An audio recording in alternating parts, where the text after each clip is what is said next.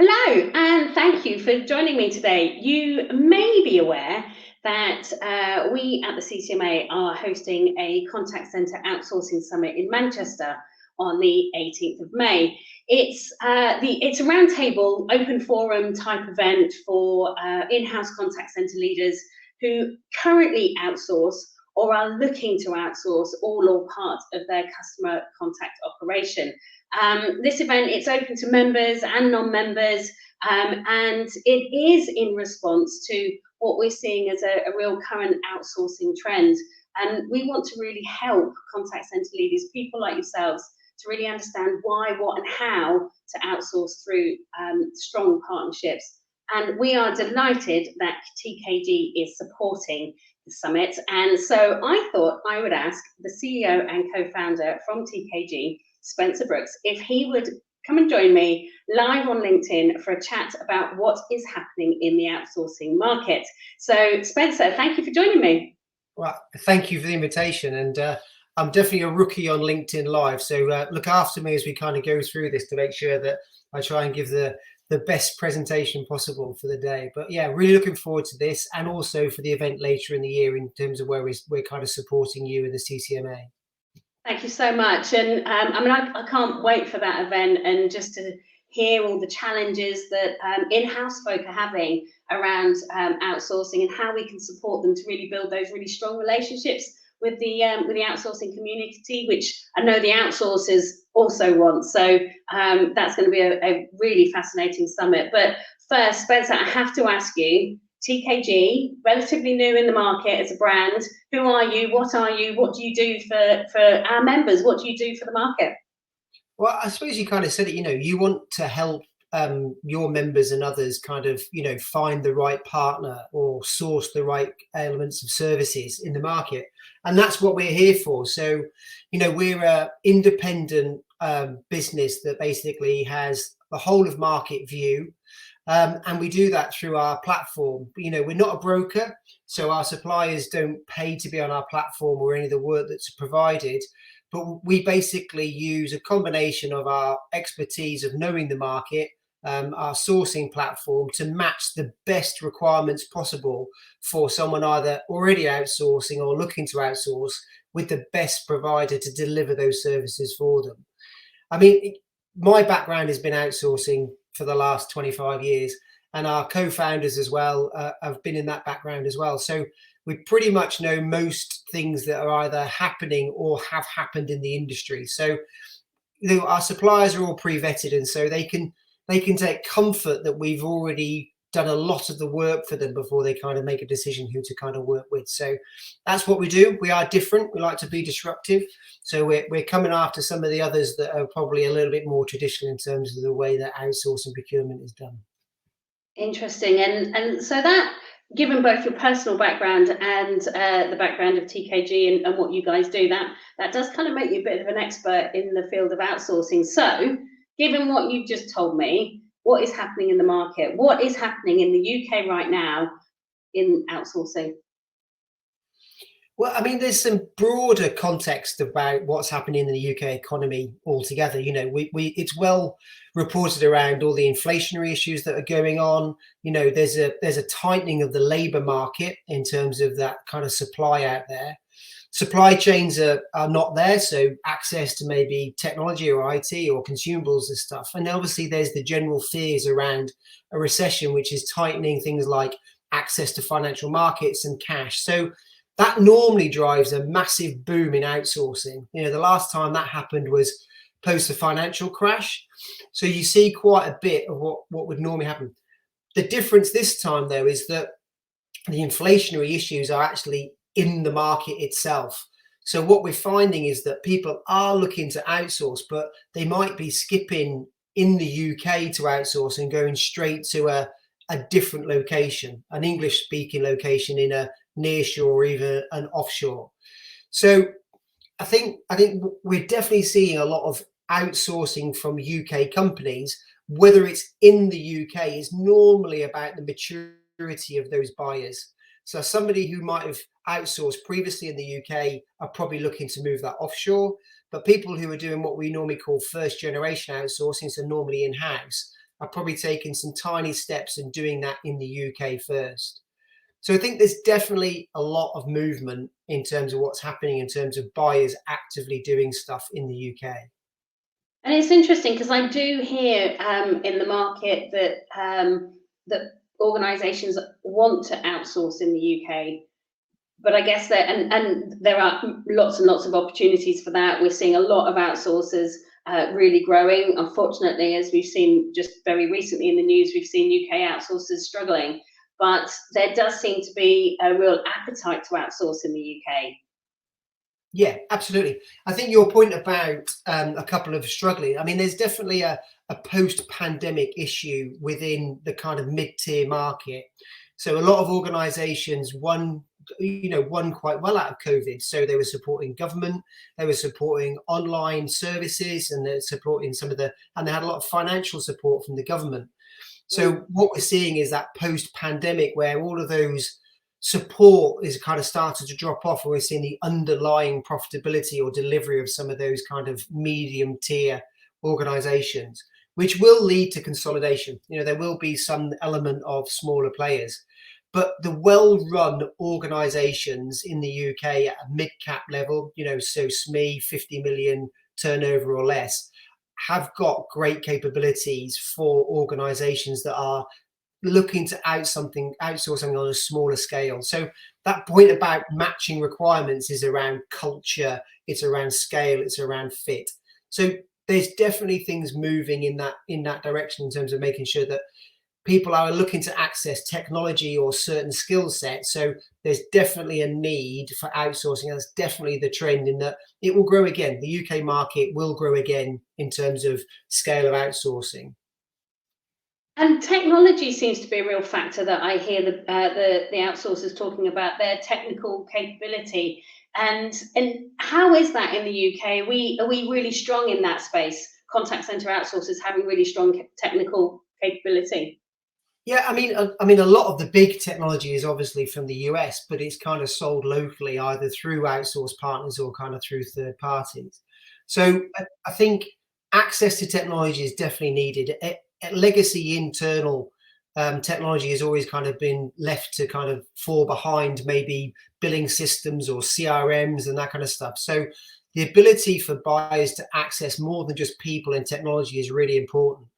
The ones that will survive the most will be the outsourcers that have got a broad church of partnerships. So they can offer something or offer access to things beyond just a proverbial person on a seat answering a telephone call. So that could be geography, it could be technology, it could be innovation. So they're definitely looking for that from a buyer perspective, and it not just being a traditional deliver the basics, the hygiene factors, as it were. I guess it's a much more complex offering now that the outsourcers are offering, because clients want something a little bit more than necessarily just answering phone calls. So, so looking at it from the client's perspective, who is outsourcing? What are the types of organisations that are outsourcing, and what are they outsourcing, and why? Tell us a little bit more on that. Yeah, so obviously, talking about individual companies is very difficult, because obviously we work with a lot of organizations and stuff. So we can talk about it at a kind of sectorial level, and you can look at it from a perspective of what challenges have they got in those particular sectors. So retail is a prime example. Bricks and mortar, in terms of that, in terms of labor costs, in terms of their supply chain challenges, they've all seen an uptick in volume, but not necessarily an uptick in sales. So retail is definitely needing to look at outsourcing as an alternative option to deal with their kind of cost, but all their kind of flexibility. You've obviously got everything around transport and leisure, so impacts on strikes, changes in regulation. The volatility in that area is particularly big, and you see that in rail at the moment, the amount of strike action that's going on. So they're definitely looking at that as well. We can obviously see all the things that are happening in the public sector. The amount of debt that's being borrowed to pay for public services. I don't think we'll head to an austerity position like we did previously, but the public purse has to kind of rebalance itself. So you could definitely see the need for that. Again, they're impacted by strikes as well. So there's a lot of stuff in the public sector domain around needing to buy kind of capacity. And then obviously utilities, there's not a lot of switching. So that traditional kind of sales model in utilities is almost static, but we've got this bubble being built around debt, that debt's going to sit in utilities. And the volatility around what that's going to look like, I think, will drive a requirement in the future. And the fallacy around utilities, obviously, we see all the big profits from Shell and BP and those kind of things. They're the guys that are actually making the energy. So the actual service providers, like a Bulb or an Octopus and those kind of, they're really, really thin margins. So I think you'll still see quite a lot of them looking at potentially outsourcing, and probably more realistically looking at the maturity of outsourcing in a nearshore location from a lower cost. Yeah. Interesting.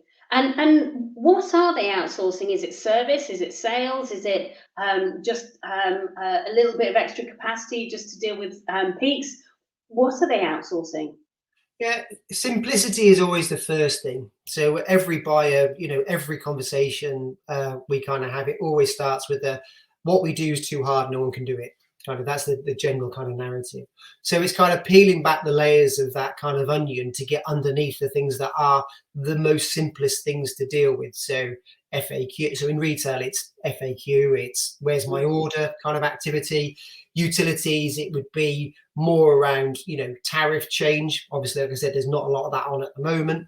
But, things like strike action, again, it would be signposting. So those kind of voice activities about signposting and FAQs and easy to deal with queries that are the normal things that kind of start, especially if you've never done it before. If you've never outsourced before, those things kind of happen. People that have outsourced previously, they take the maturity curve that says, well, if I've got something in the UK already, I can maybe offshore that and then replace the UK outsource with more complex. So you see a shift and movement around it. But most things are around voice activity, simple, back office, and then a big uptake in doing content moderation. With the amount of social media activity that goes on, and we can, again, it's well publicized, isn't it, around how people need to be moderated in terms of their content and posting. A lot of that is kind of getting more and more outsourced because the volume of it is so big. But because that's not facing to the customer directly, that's chosen to be in most of the kind of offshore or nearshore locations in terms of delivery. Interesting. It's fascinating to see how the market is adapting. And I would be stupid if I put my head in the sand and said, as much as I really want to say everybody should outsource to the UK, we are a great location, we've got great capability, etc., etc. I would be stupid to put my head in the sand and pretend that moving to the likes of South Africa isn't happening. I'm seeing it. People in South Africa, outsourcers in South Africa, knocking on my door on a regular basis to see if they can get some support in the UK to build their businesses in South Africa. What's happening, Spencer? What's happening elsewhere in the world? Where are the most popular places? And in particular in South Africa, what's going on there? I mean, South Africa is red hot at the moment. I mean, considering it's like a 12-hour journey to kind of Cape Town. I was there last week myself. Well, the amount of people that you could see in the airport in London that is a familiar face, or actually in Cape Town yourself, going out for dinner with a client and seeing 4 other people that literally some of them from down the road and some that you've kind of worked with before. So at the moment, South Africa is red hot. That's a combination. I mean, our view about nearshore isn't necessarily about geography closeness, it's about time zone. So nearshore for the UK realistically is probably plus or minus 2 or 3 hours from the customer journey. So if you're at 12 o'clock GMT, it's basically like 3 or as back as 9. So that kind of covers everything north and southern hemisphere, and kind of Russia to Portugal is kind of where you kind of see nearshore. So South Africa is obviously well established. It's well represented from an analyst perspective. Peter's Omnibus survey has put South Africa as the #1 for the last 2 or 3 years, and it's really well established. It's got good, stable politics. It's economically invested in as a BPO sector. So there's a lot going on in there from the UK perspective, but it's also being fueled by the US. So a lot of US clients are looking at that geographical location because of some of the benefits around the exchange rate that's happening within the RAN, and also about following the sun. So US organizations that have a UK customer base are looking at that as well. So there's definitely a lot happening there. There's plenty of growth capacity within South Africa from an employment perspective, and the real estate and the infrastructure is being built in parallel to it. So I think that's why it's so kind of popular at the moment. All the other things that go with it, it's an overnight flight. There's no jet lag. It's very in the Western Cape itself, it's relatively safe as well. I know there are obviously pockets that you wouldn't do in certain time, but actually it's quite a pleasant environment to kind of go to as well. So I think that's why there's a real popularity around it. Price point obviously is brilliant as well compared to the kind of UK. What's happening in other places? There's other parts of Africa that are starting to develop themselves now as kind of challenger locations. Rwanda is one example. There is some great opportunities. Have they got the scale yet? Are they doing all the other factors that you consider about certainty and infrastructure? Are they there yet? Probably not. But again, if you've got a lower requirement and you want to choose another location, then there are other African countries that are of equal delivery or better than South Africa. But it's about the scale of the opportunity. And it's interesting, isn't it? I mean, we've heard of a UK organisation that's recently opening up in Caribbean. There is a lot of opportunity outside of the UK. I like what you said a moment ago, though, that the complexity, more complex, more sophisticated interactions that people are outsourcing are tending to stay in the UK, which is really good to hear. And I'm anticipating, like we saw 15 years ago, that actually even the more simple interactions that are being sent offshore may well come back to the UK. Yeah, I think there is definitely an option for that. I think we've got some we've got to got to trade our way through recession or whatever that looks like to get more certainty before I think that happens. But I think there will eventually be at some point when growth returns, naturally, that's the point where, there's a repatriation. Like I said, you go through the cycles of what happened after the banking crisis. You hit kind of like 2017. There was a lot of repatriation by that point because we had good economic growth. I think we've got a long way to go in the short term, though, to figure those dynamics out before there's more coming back onshore compared to what's going offshore at the moment. And I guess that through our work with the European Contact Centre and Customer Service Awards, I'm acutely aware of the use of multilingual opportunities in the UK, but also across Europe. What's happening in Europe? We've seen Poland, Ukraine, Spain, Netherlands, all fairly well known for their outsourcing. What's happening in mainland Europe? So there's obviously like a kind of line in the sand between EU and non-EU countries, which does take things in a different angle. So non-EU means that you've obviously got some currency changes, you've got different issues around security and data and harboring data depending on where the customers are. So you've got that kind of demarcation. So outside of the EU, but within the European environment, you've got some really good. Well, you've got some new evolving places around Baltic nations, around Egypt, that are probably taking on some more complex or specifics like ITO services, which has normally been #1 has been in Poland, but they've kind of shunted some of that kind of work out there. I mean, multilingual still follows the kind of, across the Mediterranean, everything from Greece through to the Balearics, Canaries, Spain, Portugal. That's where your multilingual kind of hub delivery areas are. So I think, again, a bit like the Africa, there are some emerging innovative areas, especially around on the outskirts of Ukraine and some of those things that if the political and the war becomes more stable or, stops, I think they could be really, really promising locations going forward. Georgia is another one. Those kind of areas could be a real challenger location in the future. It's just that kind of like, it's a bit too close to home in terms of what's happening out there at the moment. That's fascinating. And just to bring it back to the UK, and I'm so aware of recruitment challenges. I'm aware of therefore pricing challenges in the UK. But the quality of service and the customer experiences that the UK contact center outsourcing market can deliver is still way up there, surely. Yeah, absolutely. The ability of, like you said, the whole of the market, whether it be a big provider or a mid-tier or whatever, the service execution by the outsources is up there. Yeah, absolutely up there with any in-house operation.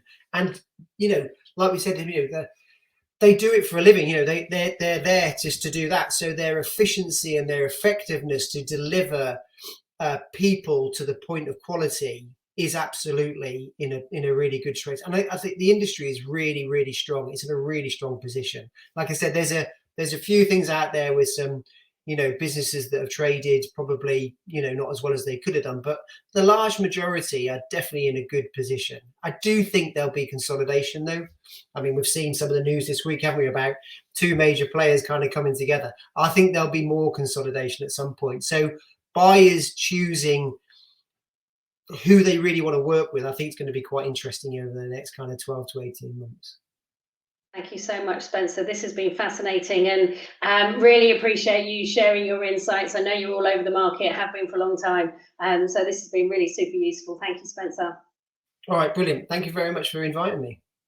Thank you. So, hey, if you're watching this and you work in an in-house contact center operation and would like to join us at the Contact Center Outsourcing Summit on the 18th of May in Manchester, please do go online to ccma.org.uk and you'll hear more from Spencer, as well as from a number of our members who all do outsourcing. So hopefully we'll see you there. Thanks very much for joining us today. See you soon.